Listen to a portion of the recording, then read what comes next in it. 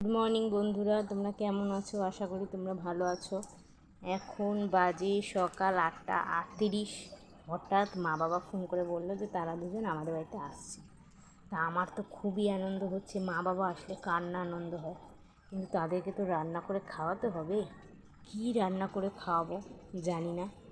আপাতত এখন এক পাশে ভাত আর এক পাশে ডালটা বসালাম, তারপরে কি রান্না করি দেখছি।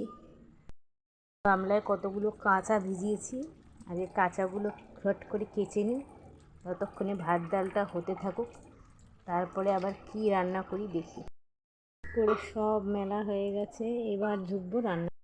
ভাত আর ডাল হয়ে গেছে, এবার আমি ভাতটা গড় দিয়ে যাব বিছনার চাদর ফাদরগুলো একটু দেখো বিছনার চাদর টাদর পাতা হয়ে গেছে প্রায়।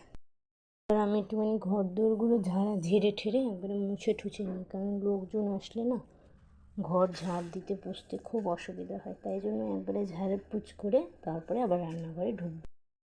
ঝাড়পোছ করে এখন আসলাম রান্নাঘরে। এখন একটু চা খাবো, চা খেয়ে তারপরে যে উস্তা রেখেছি, উস্তা আলু ভাজা করবো। তারা মা নাকি মাছ নিয়ে আসছে, ফোন করলো, তা পাবদা মাছ আনছে, আর আমি একটু মাংস আনাবো, পাবদা মাছ আর চিলি চিকেন করবো আজকে। দেখো আমার বাবা মা চলে এসছে।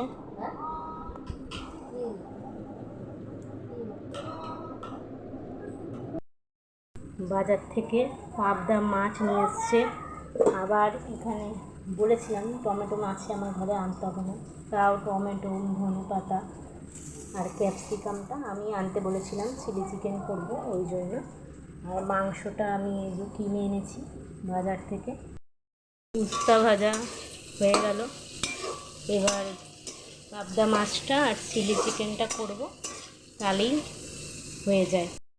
কড়াইতে পাবদা মাছ ভাজা বসিয়েছি, আর মাকে বললাম কি, মা একটু সব কেটে কুটে গুছিয়ে দাও, তাহলে হয়ে যাবে তাড়াতাড়ি। তো মা বললো দাঁড়া আমি সব কেটে কুটে গুছিয়ে দিই, তাহলে তাড়াতাড়ি হয়ে যাবে। জানোই তো মারা এসে তো মেয়ের বাড়ি বসে থাকে না, আমার মা সব দেখো কেটে কুটে গুছিয়ে রেখেছে।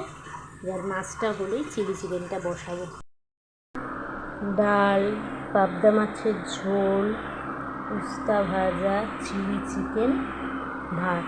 এবার সবাইকে খেতে দেবো, অনেক বেলা হয়ে গেছে কাজকর্ম সেরে এই খাওয়া দাওয়া করে উঠলাম। এবার একটুখানি সবাই মিলে একটু শোবো, কারণ অনেকটাই দেরি হয়ে গেছে জানো খেয়ে আজকে উঠতে আমাদের।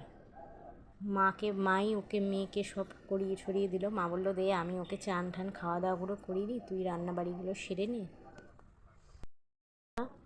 আমি আজকে সকাল থেকে দুপুর অবধি কী করলাম না করলাম পুরোটা আমি তোমাদের সঙ্গে শেয়ার করলাম। তোমাদের যদি আমার এই ভিডিওটি ভালো লেগে থাকে, তাহলে তোমরা প্লিজ আমাকে একটা লাইক, কমেন্ট আর পেজটা ফলো করে দিও প্লিজ বন্ধুরা।